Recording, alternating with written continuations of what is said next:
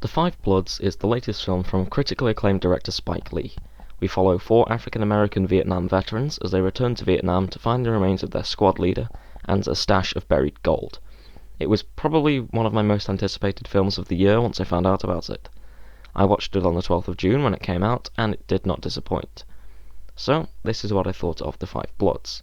Also, I'm going to be spoiling pretty much the entirety of the movie, so if you haven't seen it yet, then I would highly recommend clicking off this video and coming back once you've seen it.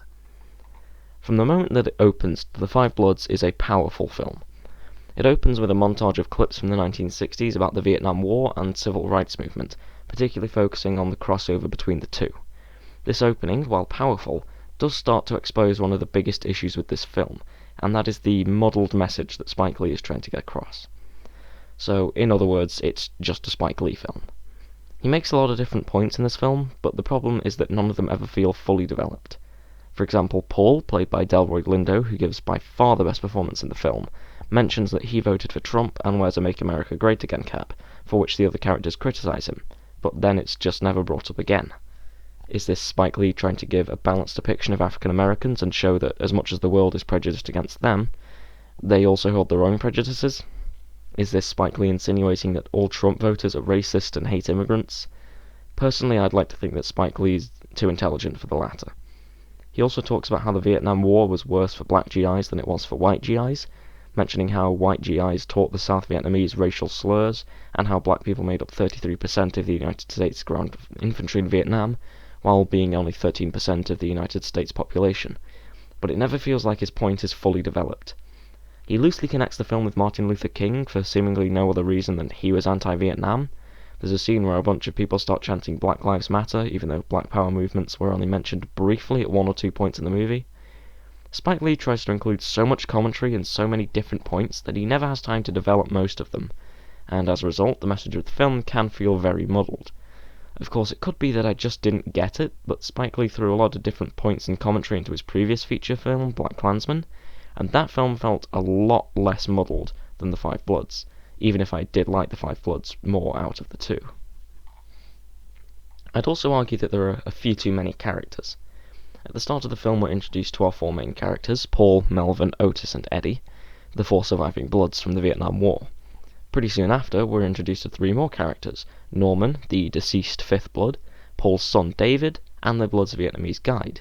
Then we're introduced to Otis's lover from Vietnam and her daughter, then this French girl, then this other French guy, and the French girl's 2 friends who are from a landmine removal charity, then a group of Vietnamese bandits, and by the end of the film you're trying to keep track of 14 different characters, their motivations, and all the personal conflicts between them, and it just starts to get cluttered. Less is more, and that's something that Spike Lee did not consider with the characters in this film. Again, to compare with BlacKkKlansman, that film had a much smaller cast of characters.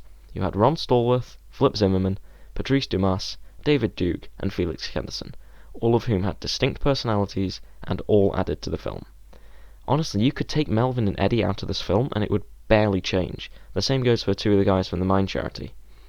Otis and Paul are the only characters who really have something going on in the film, and Otis's main conflict, his regrets about having never seen his Vietnamese daughter, comes up at the start of the film and is never brought up again until the very end of the film.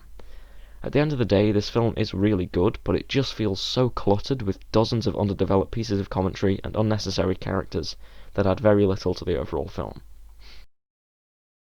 With how much I've been complaining, it may seem like I didn't enjoy this movie, but please don't misconstrue that. I really enjoyed it. There are some excellent scenes in this film. Throughout the movie, Paul has been slowly losing his sanity as he deals with the guilt of knowing that he accidentally shot and killed Norman, the Blood's beloved squad leader during the Vietnam War. He threatens the French mine detectors at gunpoint, and his son David acts out against him to prevent him from harming them. This is the moment that finally breaks Paul. The guilt, coupled with his own son turning against him, sends him over the edge. He abandons the rest of the characters and heads off on his own. These points where Paul was on his own were, in my opinion, some of the best scenes in the whole film. There's this great long take where Paul talks directly to the camera in a crazed, angry rant, and it's fantastic. This is followed by one of the most heart-wrenching scenes in the entire film. He begins another crazed rant to the camera, but this time he trails off as he comes face to face with a hallucination of Norman. Norman embraces Paul, telling him that he forgives him while Paul sobs with guilt and happiness. It's a gut punch of emotion, and Delroy Lindo's performance really hammers it home. If this man isn't at least nominated for an Oscar next year, then I'm taking to the streets. There's another great scene that has some masterful tension. The characters stumble into an old Vietnam War minefield. One of the Bloods dies, and Paul's son ends up stepping on a mine, and the characters all have to work together to save his life, with one wrong move potentially sealing David's fate. The whole process of freeing him is one of the most nerve-wracking scenes that I've seen in a film this year, not only because of the threat posed to David, but because of what losing David could do to Paul. The relationship between Paul and David is one of my favourite parts of the film, and I really wish Spike Lee had gone with a different reason for why Paul doesn't like his son. The whole dad hates his kid because his wife died in childbirth thing has been done to death at this point. Instead, Spike Lee could maybe have written it so that Paul sees Norman in his son because of similarities between the two men's personalities and values, and every time he looks at David, he's reminded of Norman and filled with the guilt of knowing that he killed him. That's also not the most original reason for a character to hate his child, but it's better than the bog-standard mother died in childbirth trope.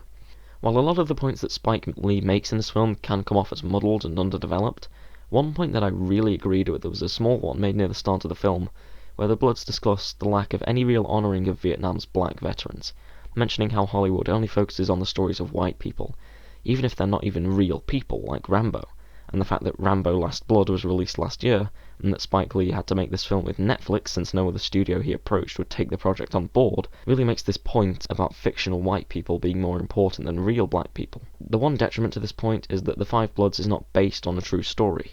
Plenty of the scenes in it honour real black GIs who fought in Vietnam, David being rescued from the landmine and Melvin throwing himself on a grenade, both referencing real acts by GIs in Vietnam, but the story itself is not true. There was no storm in Norman, there were no $13 million of gold, there was no Paul, no David, no Otis. Of course, this film doesn't have to be real for that point to make sense. Again, look at Rambo. But I feel like it would have been more impactful if it were. Overall, Spike Lee's The Five Bloods is, like most of his films, long and kinda messy, but held together by a strong script and excellent performances. I'd highly recommend The Five Bloods whether you're new to Spike Lee or not, and I'm giving this film a 9 out of 10.